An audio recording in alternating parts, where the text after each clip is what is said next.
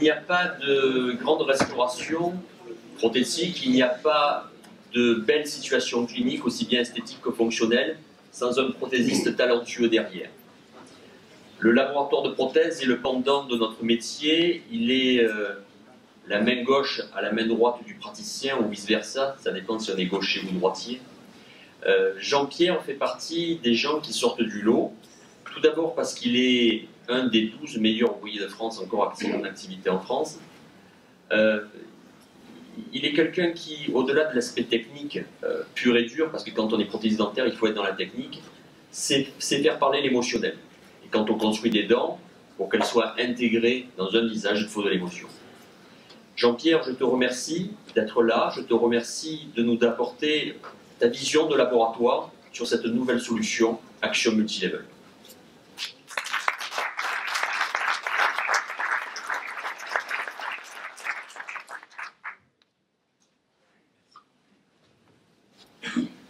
Je tenais à vous remercier d'être venus déjà si nombreux ce soir. Alors c'est vrai que c'est un peu exceptionnel de voir autant de monde pour une telle intervention. Alors bien évidemment aussi je suis obligé de me plier aux remerciements d'usage qui font qu'il y en a beaucoup, notamment la direction de Antogir et toutes les équipes d'Antogir qui ont été proches de moi pour réaliser ce type de travail, mais aussi pour leur dynamisme et pour tout ce qu'ils ont mis en place par rapport à ce type de travail. Alors pour rejoindre un petit peu ce que vient de dire Patrice, c'est vrai qu'il y a une chose extrêmement importante dont il faut que la plupart des praticiens devraient prendre en compte systématiquement, c'est que le seul travail qu'on voit de toutes les chirurgies que vous êtes capable de faire, c'est le travail du laboratoire. Et donc le patient ne va pas voir tout le mal que vous êtes donné à faire une superbe chirurgie, ou de mettre des implants là où vous pouviez les mettre en mettant des greffes d'os, des greffes osseuses, des greffes de muqueuses. Il verra que le résultat prothétique. Donc ne vous trompez pas sur les laboratoires avec lesquels vous travaillez, c'est quand même quelque chose d'extrêmement important et c'est ce qui fait votre réputation au quotidien. Alors je vais essayer au travers d'un certain nombre de cas de vous montrer un petit peu comment ça se passe à l'envers du décor, celui que vous ne connaissez pas nécessairement quand vous êtes au cabinet. Et donc on va essayer de voir repousser ces possibilités prothétiques grâce à une nouvelle connexion InLink innovante. Alors pour être innovante, elle l'est extrêmement. Ce que disait aussi Patrice tout à l'heure, c'est qu'on n'innove plus, bien au contraire, on innove et on avance. Et c'est vrai que non seulement on avance dans les méthodes, mais on avance aussi dans les matériaux. Et ça, c'est quand même quelque chose d'assez exceptionnel. Donc on va essayer de détailler un petit peu toutes ces connexions et toute cette technique nouvelle qui est à notre disposition aujourd'hui. Donc une facilité, parce que la connexion InLink par verrou intégré à la prothèse, ça c'est très très intéressant. Après, donc, nous avons la flexibilité avec le rattrapage de divergence d'axes implantaires sans pilier intermédiaire, ce qui est quand même vraisemblablement une des nouveautés les plus importantes aussi. Le confort avec le puits d'accès angulé jusqu'à 25 degrés, ce qui est quand même assez intéressant aussi. On sait faire aujourd'hui des vissages angulés, mais au mépris de place qui est extrêmement importante en termes de ces rattrapages d'axes. La sérénité avec une prothèse sur mesure Simeda, vous allez le voir, qui est quand même un élément extrêmement important pour la pérennité des prothèses que vous allez poser. Simeda est en centre d'usinage qui est exceptionnel en termes de résultats, et ça va avec la pérennité de votre prothèse, et ça va avec le succès que vous allez avoir avec vos prothèses. Ça, c'est extrêmement important. Alors, ces verrous, ça se passe là, indépendamment du fait qu'en fait, ce sont des implants qui sont posés, et nous, dans les laboratoires, on sait travailler sur toutes les plateformes implantaires et on sait faire beaucoup de choses. Aujourd'hui, on a une nouveauté qui est en fait cette connexion qui est tout à fait exceptionnelle et qui va nous permettre de faire des choses assez intéressantes dans la mesure où en fait, on va faciliter beaucoup les choses en termes de pratique dans le cabinet. Alors, je vous montrerai tout à l'heure des cas qui ont été réalisés en collaboration avec le docteur Reda Benkiran qui est à Cap, et puis le docteur Philippe Montaigne qui est ici, avec qui j'ai le plaisir de faire le dernier cas que vous allez voir. Donc le secret est un peu là, dans ces connectiques ici, aussi bien sur bone level que tissu level. Et donc on peut très bien réaliser ce genre de choses assez facilement. Donc un des premiers cas qui a été réalisé, c'est avec Reda Benkiran qui se trouve à Cap. Donc voilà une arcade qui a été appareillée par des implants. Les parties postérieures, donc avec 2 éléments d'un côté et 3 éléments de l'autre. Il y a des dents qui sont naturelles, qui ont été taillées pour être réalisées en disilicate de lithium. Et donc on se retrouve avec cette configuration-là, après une empreinte tout à fait traditionnelle, que vous avez l'habitude de connaître et d'utiliser tous les jours dans vos cabinets. Et donc on va réaliser un modèle, et ces modèles sont systématiquement réalisés avec des faux gencives amovibles, comme ça en silicone, pour avoir accès justement aux joints entre la prothèse qu'on va réaliser et vos implants, pour avoir une adaptation et surtout une visualisation des plateformes qui soient les plus exigeantes possibles. Donc aujourd'hui, ça fait aussi partie des bonnes choses qu'on doit réaliser au quotidien. Donc voilà un petit peu les arcades de chaque côté. Ici, donc, je vous dis, sur ces deux éléments, ce sera 2 disilicates de lithium qui seront réalisés. Et pour l'instant, c'était le premier, ou parmi les premiers cas qu'on a réalisé avec Reda Ben-Kiran. Donc on va passer par des étapes qui sont de vraies étapes de travail, puisqu'en fait on ne peut pas non plus réaliser ce type de prothèse en partant dans le vague sans avoir en fait de maître modèle et avoir quelque chose qui nous permet d'avoir un guide en termes de travail. Et pour ça, donc, on réalise des wax-ups. Ces wax-ups sont les plus précis possibles, bien évidemment. Et après, on va choisir donc un silicone qui va nous permettre de visualiser nos armatures quand on va faire des maquettes pour pouvoir après les faire usiner chez Simeda. Bien évidemment, ce qu'ils feront avec la plus grande précision. Donc il faut toujours travailler avec le plus de précision possible pour ne pas avoir à retoucher, bien évidemment, après les maquettes quand elles vont revenir de l'usinage. Alors c'est toujours un petit peu contraignant d'avoir à réusiner ou à retoucher des maquettes quand elles reviennent de l'usinage. À plus forte raison quand ce sont des maquettes qui ont été réalisées en zircone. On essaie de ne pas le toucher du tout parce que vous savez très bien que la zircone est un matériau qui est relativement fragile et qu'il faut éviter par tous les moyens de retoucher une fois qu'elle a été saltérisée. Pour ça, donc, on a la chance au laboratoire d'avoir une petite pièce qui est dédiée à la CFAO. Donc, ça nous permet de scanner donc, les maquettes qu'on a réalisées pour les adresser chez Simeda qui va donc se charger de l'usinage de ces pièces-là. Et pour usiner ces pièces-là, ça se fait au Luxembourg et dans des meilleures conditions. Et voilà, donc les pièces qui reviennent, elles sont usinées en titane. Ces pièces-là, on va les retoucher encore un petit peu parce qu'il faut quand même imaginer une chose aussi, c'est qu'on peut réaliser une très belle maquette en cire ou en résine, mais on est toujours contraint à ce qu'une usineuse peut faire. Alors c'est vrai qu'il y a la taille des fraises qui peut intervenir, il y a l'angulation des fraises qui va pouvoir aller chercher dans les interdents ici, si c'est possible ou pas, et donc on a toujours un peu quelques retouches à faire, mais en tout cas on reçoit quand même des éléments qui sont parfaitement ajustés sur ces plateformes qui sont très très plates. Et donc là, il faut vraiment avoir un centre d'usinage qui soit à la hauteur de ce dont on a besoin. Donc ça, c'est quand même important. Imaginez qu'en fait, ces plateformes ne soient pas parfaitement à plat. Quand vous allez visser l'implant, prendre la charge d'une manière différente. On revient là-dessus aussi, qui est extrêmement important, c'est de ne jamais, jamais oublier une clé de validation. Jean-Baptiste l'a dit systématiquement, il le fait avec une clé en plâtre. C'est indispensable, parce qu'en fait, le titane, on va avoir beaucoup de mal à l'usiner, à le souder, si on doit le couper. Il y a encore pire, la zircone. Si on a un élément en zircone ou un bridge en zircone qui a été usiné et qui n'est pas en place, on sera obligé de le refaire. Donc la clé de validation en plâtre est indispensable dans tous les éléments comme ça qui sont multiples. Il ne faut pas s'engager sur des travaux qui risquent d'après d'être refaits. Alors regardez au niveau de l'adaptation, on a quand même des résultats qui sont assez performants. Là, on a peut-être l'impression que ça n'ajuste pas, c'est simplement un petit biseau qui a été usiné et qui est en plus de l'usinage. Donc voilà ces connectiques telles qu'elles sont réalisées. Bien évidemment, de manière tout à fait banale, on va réaliser de la céramique. On réalise aujourd'hui de la céramique sur titane avec la plus grande facilité, puisqu'il y a des matériaux qui sont sur le marché qui sont très très bien. Alors pour les plus anciens d'entre nous, dont je fais partie, on a connu le titane qui était coulé, et sur lequel on montait de la céramique à l'époque, et cette céramique sortait toujours très très verte, très très oxydée, et donc on trouvait que c'était pas beau, et on avait raison, parce que c'était vraiment une horreur en bouche, et ça tenait pas très très longtemps. Donc aujourd'hui, on peut complètement s'enlever derrière la tête cette histoire-là. Les matériaux qu'on utilise aujourd'hui dans les titanes qui sont de grade de 4 sont des grades 4 ou 5. Ce sont des titanes qui sont usinés et donc pas coulés, et donc ils ne subissent pas d'oxydation au moment de la coulée. Et puis les céramiques ont beaucoup évolué. Dans mon cas, c'est de la céramique GC que j'utilise, qui est spécifique à un titane. Aujourd'hui, je pense qu'en fait, Simeda est capable d'usiner ce type de matériaux, mais il usine aussi du chrome cobalt et il usine aussi de la zircone. Donc on a un choix et un panel de matériaux à notre disposition qui est extrêmement intéressant. Voilà les prothèses telles qu'elles sont réalisées. Elles sont posées en bouche d'une manière tout à fait traditionnelle. Je vous rappelle, c'est le docteur Reda Ben-Kiran qui est à Cannes, qui a réalisé ce cas. Et on en a réalisé d'autres aussi, puisqu'on ne s'est pas contenté d'un seul cas, on en a réalisé plusieurs. Ça a été des fois un petit peu plus compliqué parce qu'en fait, ce cas-là qui l'a fait, c'est un cas qui aurait dû être traité d'une manière un petit peu différente avec une sérialisation de l'occlusion et faire d'autres prothèses dans les secteurs antagonistes. Mais bon, pour des problèmes budgétaires, le patient a décidé de ne pas faire ce type de traitement, donc on s'est tenu à ce que nous avions. Voilà, donc le pilier Inlink, qui est les restaurations plurales, pour les restaurations plurales sur axiome BL ou tissu level essai. Donc voilà un petit peu comment ça se passe. C'est relativement simple, vous connaissez tout ça. Donc les piliers sont posés, ils sont ici. L'empreinte est traditionnellement prise avec des transferts et l'ensemble est donc écoulé. Et donc là-dessus, on va travailler.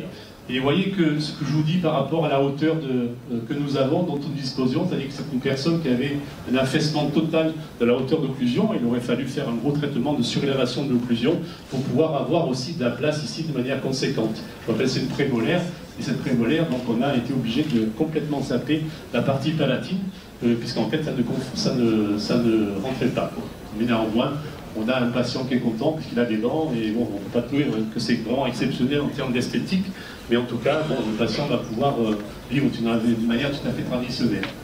Alors, cette nouvelle connexion Inlink, c'est quand même vraiment la bonne chose qui est arrivée, c'est qu'en fait, c'est quelque chose qui est innovant, dans la mesure où en fait, on a toute cette partie-là, qui est quand même extrêmement intéressante. Alors, vous revoyez des images que vous avez déjà vues jusqu'à maintenant, chacun a déjà présenté. Donc, on va essayer de voir un petit peu ce système de verrouillage. Alors, ce système de verrouillage, le gros avantage qu'il a, c'est qu'en fait, une fois qu'il est intégré dans la prothèse, vous avez de grandes chances et de plus vous mettre à quatre pattes par terre pour chercher des vis ou les faire tomber en bouche comme ça pouvait arriver. Ça m'arrive quelquefois de participer à des essayages dans certains cabinets et je vois aussi avec quel mal quelquefois on a à manipuler les prothèses parce qu'on a peur que les vis tombent. Et quand on voit les vis des fois comme elles sont aujourd'hui de certains concurrents, comme les vis du multi-unit ou les vis de Tomei qui sont extrêmement petites, une fois qu'elle est tombée déjà il faut la retrouver et ça c'est pas toujours évident. Donc premier aspect extrêmement intéressant, c'est que votre vis est incluse dans la prothèse et elle ne tombe plus du tout. Donc ça c'est quand même quelque chose qui est fort intéressant et vous pouvez manipuler la prothèse dans tous les sens, vous n'aurez jamais de problème de ce côté-là. Le verrou de fixation et la bague de maintien, on va détailler tout ça aussi tout à l'heure. Donc ce sont deux pièces qui sont les unes contre les autres, qui sont serties ensemble, entre guillemets, au moment de l'insertion dans la prothèse. Et donc on va pouvoir se servir de ça comme vissage. Donc les avantages que moi j'ai trouvés, je vous les donnerai. Et après, les praticiens qui ont utilisé ça vous donneront les leurs, il n'y a pas de problème. Alors concernant la méthodologie de travail qu'on utilise, vous avez vu tout à l'heure qu'on a une pièce qui est dédiée à la CFAO. Nous avons 5 scanners au laboratoire, une usineuse sur laquelle on peut usiner les matériaux mous. Et néanmoins, tous ces gros travaux comme ça, on les envoie toujours sur CIMEDA, parce qu'en fait, on ne peut pas les faire en grosse restauration comme ça. On n'a pas les piliers, les fichiers numériques des piliers, donc on est obligé de les envoyer chez des gens qui les ont. Voilà, donc un petit peu les différentes étapes du scan. Je vous rappelle qu'avant d'arriver à ce stade-là, nous avons systématiquement fait un essayage esthétique pour valider l'esthétique des prothèses qu'on va réaliser. Une fois que ces prothèses sont validées et par le patient et par le praticien, on va pouvoir travailler sur ces maquettes comme patron, entre guillemets, pour réaliser la prothèse. Donc voilà toutes les étapes, les différentes étapes qu'on va utiliser. Donc en insérant ce fameux essayage esthétique dans un cadre qui va nous permettre de faire donc un double scan et qui va nous permettre d'intégrer après ce double scan sur le modèle qui a été scanné également. Alors, bien évidemment, vous voyez qu'ici, il y a un certain nombre de petites barrettes de couleurs qui vont pouvoir mettre en évidence un certain nombre de choses. Chaque barrette correspond soit effectivement la fausse gencive, soit le modèle, soit la partie prothétique, et tout ça doit être réalisé dans les meilleures conditions. Donc on va pouvoir les effacer, on va pouvoir les rendre transparents, et donc à partir de ce modèle-là, on va intégrer le bridge à l'intérieur. Donc on scanne l'antagoniste et on a peu de chances de se tromper. Vous voyez qu'on voit parfaitement les piliers qui sont utilisés aussi. Et donc on va par réduction, puisqu'en fait l'ordinateur on va pouvoir le gérer en lui disant il nous faut une réduction homothétique de 1 mm partout par exemple, on va pouvoir gérer d'une manière très cohérente la réduction homothétique en fait entre l'essayage esthétique et la réduction qu'on va faire pour utiliser de la zircone dans ce cas-là. Donc, une fois que ça a été fait, on va négocier tout ça par rapport au rattrapage d'axes et mettre le pilier dans la souhaite le mettre. Vous voyez qu'au niveau des axes ici, qui sortent toujours un petit peu en vestibulaire, on va lui demander de mettre des axes différents pour les rentrer et pour les mettre au centre des dents, quand on y arrive. Et donc, à l'issue de tout ça, on va recevoir une pièce prothétique de chez Simeda qui a cet aspect-là. Et là, quand même, on est quand même sur des choses qui sont extrêmement intéressantes, qui sont d'une précision étonnante, et surtout avec la réplique totale de ce que nous lui avons demandé. Donc là, il n'y a pas de problème. On essaie bien évidemment sur la pièce en zircone de ne jamais intervenir, ou le plus rarement possible. Donc voilà ce qu'on a reçu au laboratoire.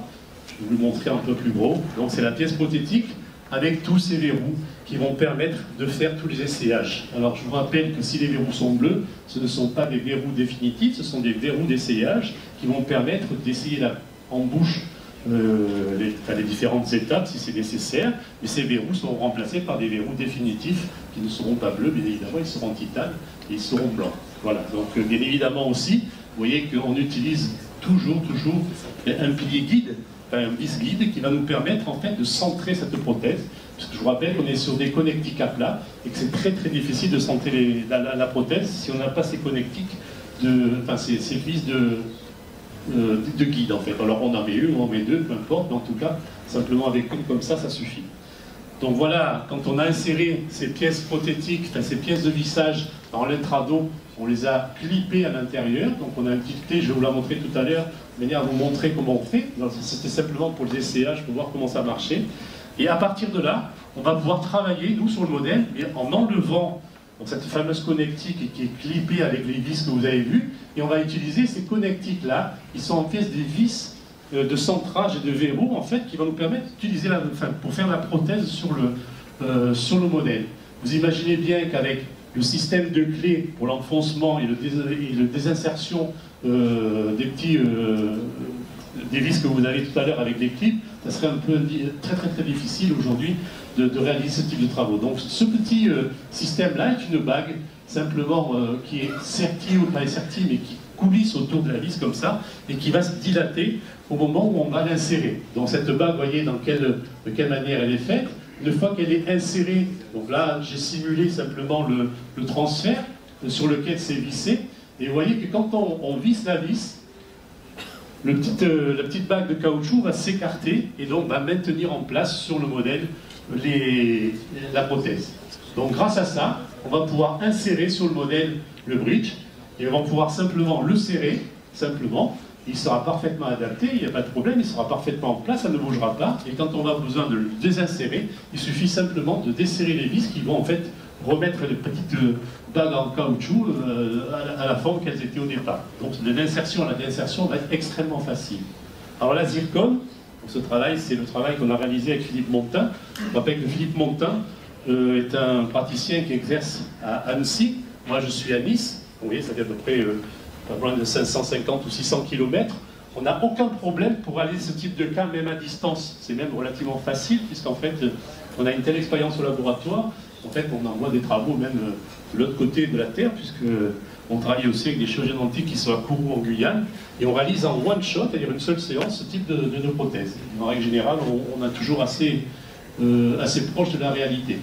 La zircone est un matériau qui est complètement dépourvu de fluorescence, donc on va passer sur cette zircone, ce qu'on appelle le liner. Ce liner va redonner la fluorescence et va créer une première accroche de la céramique sur la zircone, et donc on va cuire ça, il aura une température relativement élevée.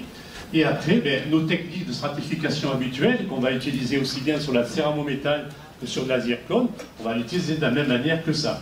Alors pourquoi toutes ces couleurs? C'est pas juste pour faire joli, bien évidemment, parce qu'en fait, sinon on se passerait bien de faire des belles couleurs comme ça. C'est simplement pour avoir une visualisation plus intéressante des masses que nous sommes en train de stratifier. Vous imaginez bien que pour réaliser un bridge de cette grosseur-là, on ne va pas mettre 5 minutes. Donc on va mettre quand même, en règle générale, pour réaliser la première stratification, ça représente à peu près 2h30 de travail. Pour le faire d'une manière correcte, je l'entends bien. Quand on fait une dentine à l'incisale, en une demi-heure, c'est bâclé, il n'y a pas de problème. Et quand on veut rendre des choses qui soient les plus proches possibles de la nature, on va pouvoir insérer un certain nombre de petits détails que vous voyez ici. Et pour les visualiser, quand on a une céramique qui à l'origine est toute blanche, on a du mal à les positionner exactement au bon endroit. Et puis imaginez que je sois en train de réaliser ce type de prothèse et que un chirurgien dentiste m'appelle et me garde une demi-heure au téléphone pour m'expliquer quelque chose. Quand je vais reprendre le travail, je ne me rappellerai absolument plus où j'en étais. Donc c'est une façon comme une autre de pouvoir visualiser nos... On a fait cette partie coronaire, on va s'attaquer à la partie gingivale. Et là, de la même manière, on va essayer d'être le plus proche possible de la réalité en faisant ce type de stratification, en essayant de retrouver un petit peu cet aspect de la fausse gencive. Et donc voilà le résultat à la fin, parce qu'on va non seulement stratifier de la belle céramique, mais on va aussi stratifier de la belle gencive. On va essayer de faire quelque chose qui s'approche de la nature aussi. Et pour ça, on a à notre disposition beaucoup de matériaux qui nous permettent d'arriver à ça. Alors on peut très bien le faire en céramique, et on peut très bien le faire en composite, en résine. Aujourd'hui, on n'a vraiment aucune limite par rapport à ce que nous sommes capables de faire. Donc voilà le résultat, simplement quand c'est fini au laboratoire, avant même de le livrer. Et là, on va faire soit un essayage, soit on va le livrer avec les connectiques définitives, ce qui est relativement facile à utiliser, aussi bien au laboratoire qu'au cabinet quand on va le livrer au cabinet. Donc, ces pièces, telles que vous les voyez sur ce visuel aussi, elles vont se retrouver comme ça. C'est-à-dire que vous avez la vis, enfin oui, on va dire la vis, on va dire cette couronne en fait, avec des ailettes qui vont permettre qu'elle se sertisse dans la pièce prothétique. Et donc là, vous avez la vis de laboratoire, et là, vous avez l'ensemble avec la vis guide, de la même manière. Et donc cette partie-là, ici, cette bague ici, reste la même pour l'ensemble des vis. Donc ce côté-là, ça ne change pas grand-chose. Concrètement, quand en fait je prends les photos des pièces que j'ai utilisées pour le travail de Philippe Montin, vous voyez que cette fameuse bague ici, elle a des ailettes sur le côté, comme ça, qui sont en fait des pinces. C'est des pinces qui vont se rétracter et se dilater, entre guillemets, dans l'usinage qui aura été fait dans l'armature. Alors c'est en fait une collerette qui est usinée à l'intérieur de l'armature, qui va être le réceptacle de ce verrou, et qui va permettre donc de fixer en fait ce verrou sur la partie prothétique. Donc vous voyez qu'une fois que la bague est insérée autour, vous avez des petites ici encoches qui vont permettre d'utiliser l'outil en fait du montage et du démontage de ces verrous. Et vous allez le voir plus loin, il est là tout simplement. Donc cet outil, il y a deux côtés, un côté pour le vissage, le côté pour le dévissage. Il faut simplement qu'en fait, vous voyez de ce côté, on voit bien les petites encoches qui vont permettre d'utiliser ces verrous. Voilà en détail ce type de petites ailettes qui vont en fait se clipper dans les petites encoches qui sont prévues ici. Alors on les voit ici, on les voit là. Alors la photo était mal prise, j'en suis désolé, parce que j'aurais dû les mettre en avant de manière beaucoup plus concrète. Voilà comment ça se passe. Donc l'embout en fait de l'outil d'insertion, des insertions de ces pièces prothétiques, sur lequel on va être clippé. Ici, vous voyez le petit verrou qui est marqué ici. On voit les ailettes qui sont encore possibles, qui sont encore écartées. Grâce à cet outil, on va pouvoir les insérer dans l'intrado, comme ça. On voit tout le détail donc, de l'insertion. Avec ces petites ailettes vont aller se serrer, rentrer dans le puits d'usinage, dans le puits des piliers, comme ça. Et à l'intérieur, vous avez donc une petite gorge qui va être le réceptacle de ces petites ailettes et qui va permettre de sertir l'ensemble. Donc tout ça, ça va être entièrement fixé à la prothèse définitive. Et donc là, on a utilisé dans ce cas-là, puisqu'on savait que ça allait parfaitement bien, on a mis directement les piliers, les verrous définitifs, et avec bien évidemment ce verrou avec la vis guide qui va permettre de bien centrer la prothèse sans aucun problème, et ça a été le cas. Donc Philippe m'a téléphoné peu de temps après, il vous le confirmera vraisemblablement si vous lui posez la question, c'est qu'en fait il y a eu une facilité au moment de la pose qui était quand même assez intéressante. Voilà un petit peu comment ça s'est passé. Donc, voilà le trado en fait de la prothèse avec sa vis guide. Alors le confort du puits d'accès angulé, ça c'est quand même extrêmement important. Là je vous montre sur ce cas-là exactement comment ça s'est passé. Vous voyez qu'entre cette vis guide qui est là et l'angulation en fait du tournevis, de la même manière ici, vous voyez qu'en fait on a quand même un rattrapage d'axe qui est relativement intéressant.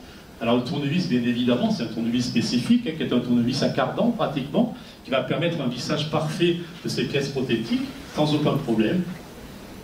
Et donc voilà en bouche, une fois que ça a été posé, le jour de la pose en fait, et le résultat qu'on peut obtenir Alors, on peut toujours faire beaucoup mieux, hein, parce qu'en fait, c'est vrai que quand on n'est pas sur place et qu'on n'arrive pas nécessairement à communiquer sur la bonne couleur de la fausse gencive, c'est toujours un peu compliqué de rendre quelque chose qui soit le plus parfait possible.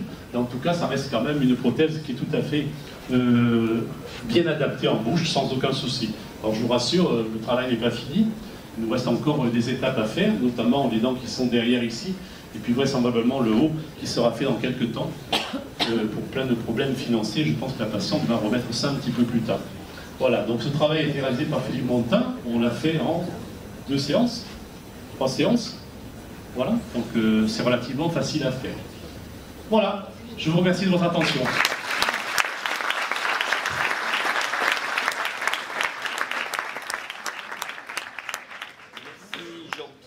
Pour cette belle présentation. J'invite tous les conférenciers à venir sur l'estrade pour la séance des questions. Jean-Pierre, je veux juste dire un mot, bravo sur ces beaux travaux, bravo sur ta qualité de stratification, bravo aussi pour l'iconographie qui est remarquable. Bravo pour les tandems, parce qu'il n'y a pas de beaux travaux sans un tandem dentiste-prothésiste, et donc j'associe à ces félicitations le docteur Philippe Montin et le docteur Reda Benkeram. Nous allons commencer maintenant la séance des questions. Beaucoup de questions sont arrivées sur les iPads et j'ai essayé au maximum avec mon bras droit ici présent, Anaïs, une aide plus que précieuse. L'utilisation d'un implant tissu level est justifiée. C'est probablement un avantage incontestable du bon level. Quand on regarde d'autres firmes qui ont... Je crois qu'ils t'entendent. D'autres firmes qui ont proposé du tissu level, je pense à Straumann. Il y a quelques années, Straumann ont fait du bon level parce que la situation était intenable dans les zones esthétiques. Donc dans les zones esthétiques, là il faut rester bon level indiscutablement. Deuxième question, toujours pour toi Philippe. Un praticien pose la question de la désinfection. Tu as présenté plusieurs slides sur les protocoles de désinfection et moi j'ai chronométré les temps qui étaient affichés et je suis arrivé, si je ne me trompe pas, si les calculs sont justes, à 45 minutes pour pouvoir désinfecter un pilier. Si j'ai un conseil à vous donner, ouvrez un blister, sortez le stérile, vous perdrez moins de temps. Tout à fait d'accord avec vous. Une question maintenant pour Jean-Baptiste sur les protocoles de mise en fonction immédiat. Première question, et tu vas y répondre bien évidemment, c'est est-ce qu'il existe dans ce nouvel implant tissu level différentes hauteurs transgingivales? Oui, bien sûr. Il existe, je crois, je ne vais pas dire de bêtises, je crois que c'est comme les piliers iliques. Il existe des hauteurs, 3 hauteurs, hein, c'est ça? Il y a 2,5, 3,5, 1,5, 2,5, 3,5 mm. Donc vous allez bien entendu pouvoir répondre en fonction de la hauteur gingivale à différents choix de hauteur transgingivale. C'est sûr qu'en termes de stock, ça demande une organisation particulière. Et si je peux compléter quelque chose, c'est la difficulté du tissu level que de choisir dès le départ, évidemment, la bonne hauteur. Toujours pareil, une question pour Jean-Baptiste, mais qui peut être collégiale. Dans les cadres de mise en fonction immédiate, est-ce que nous pouvons utiliser de manière différente ou plus particulière le tissu level ou le bone level lorsqu'il va s'agir de mise en fonction immédiate avec fausse gencive ou mise en fonction immédiate sans fausse gencive, c'est-à-dire à émergence naturelle? C'est une question qui est un petit peu difficile de généraliser. Enfin, la réponse est difficile à généraliser parce que c'est un peu au cas par cas et ça dépend aussi de la position de la ligne du sourire et en fait de la ligne de transition en fonction de la manière dont votre patient va découvrir le niveau des collets des dents. Il est certain que quand on est en bon level avec des piliers multi-uniques, il est toujours beaucoup plus facile de masquer des éventuelles émergences sous la gencive, alors qu'avec un tissu level, mais je pense qu'à ce moment-là, il sera extrêmement utile d'utiliser ces piliers iliques parce que réellement, quand on fait de la mise en charge immédiate, de ma propre expérience, dès que j'aurai la disponibilité de cette nouvelle gamme, en ce qui me concerne, sur les mises en charge immédiates, c'est ce que j'utiliserai de manière préférentielle, soit avec des implants monoblocs, soit avec des piliers iliques et des implants Axiom Bone Level. Parce que vraiment, au niveau du laboratoire, et ce qu'on fait avec Jean-Michel, c'est un réel plus, c'est plus facile, ça va plus vite, c'est mieux pour le patient, et les réponses tissulaires sont extraordinaires. Donc c'est délibérément mon choix à venir sur les prochains cas. Complétez, Philippe. Non, mais simplement quand il y a une fausse gencive, c'est qu'il n'y a plus de problème esthétique au niveau de l'émergence. C'est qu'à partir de ce moment-là, on est vraiment dans l'indication du tissu level. Et je crois qu'il faut maintenant éviter de réfléchir tout le temps bonne level. Il y a énormément d'indications de tissu level. Et j'ai un ami qui s'appelle Pierre Marin qui travaille avec Stroman. J'ai demandé à Pierre l'autre jour, Pierre, combien de bonne level poses-tu par rapport à du tissu level? C'est 65% de tissu level contre 35% de bonne level. Voilà. Merci pour la réponse. Alors, pour être un peu consensuel, beaucoup de questions arrivent dans ce sens. Et quand est-ce que je dois utiliser le tissu level ou le bon level?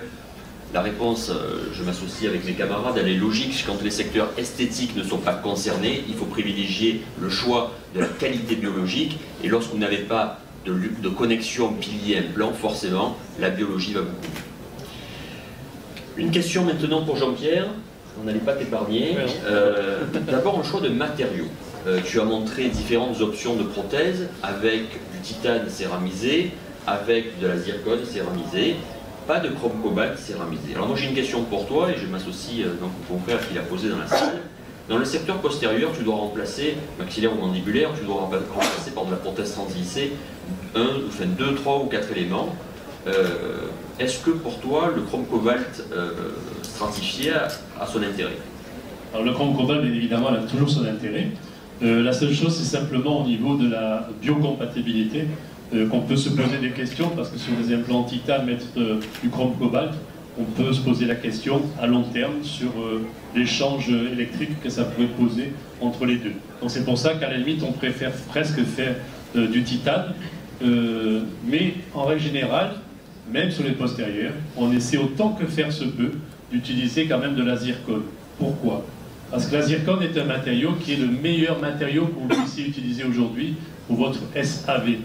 Vous savez que le SAV, c'est quand même quelque chose de très intéressant et très important vraisemblablement dans nos cabinets.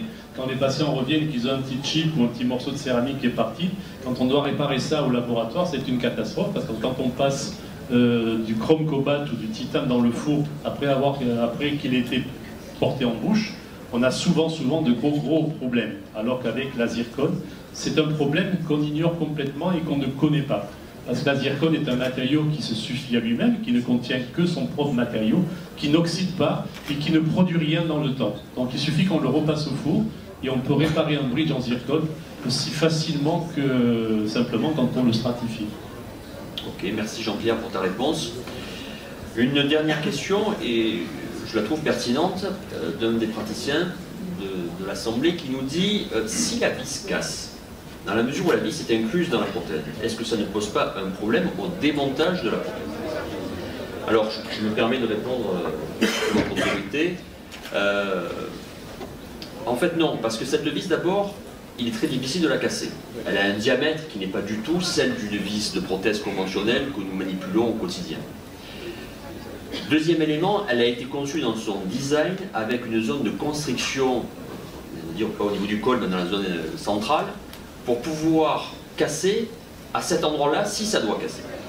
Ce qui veut dire que si cette vis casse à cet endroit-là, la prothèse elle-même n'est plus stabilisée. Ce qui veut dire qu'elle pourra être démontée, le verrou changé et la vis elle aussi changée. Donc les ingénieurs ont bien travaillé à ce niveau-là et ont bien entendu réfléchi à cette problématique de casse de vis. À titre de choses importantes auxquelles il faudrait parler aussi, c'est le nombre de tours en fait pour visser la prothèse de manière définitive, contrairement à certaines autres marques où en fait vous avez beaucoup de tournevis à faire. Dans ce cas-là, je pense qu'à se cantonne à un tour ou voire un tour et demi. C'est ça, je crois, un tour et demi. Alors s'il n'y a pas d'autres questions dans la salle, je vais essayer de conclure et de résumer en quelques mots. Vous avez compris sur le ton de mon introduction qu'on n'innove pas pour innover. On n'innove pas pour faire du buzz ou faire du marketing. Innover, c'est apporter des vraies solutions à des vrais problèmes. Ceux que nous rencontrons, nous tous, à la fois dans nos cabinets et à la fois dans les laboratoires de prothèses. Croyez-moi, positionner des implants dans l'axe a une valeur biologique, biomécanique. Avoir de l'os autour de ces implants, c'est important. Avoir de la gencive autour des implants, ça l'est tout autant. avoir une prothèse faite par des gens talentueux qui soit parfaitement passive et bien entendu intégrée du point de vue fonctionnel et esthétique. Et enfin, avoir un patient conciliant qui respecte ses rendez-vous dans la maintenance parodontale, qui accepte de ne pas fumer. Voilà les éléments qui font que le cocktail va être gagnant. Le tout associé à une solution qui nous donne des produits de qualité, fait que nous allons nous orienter vers un futur meilleur grâce à cette solution Action Multilevel. Je vous remercie pour votre attention.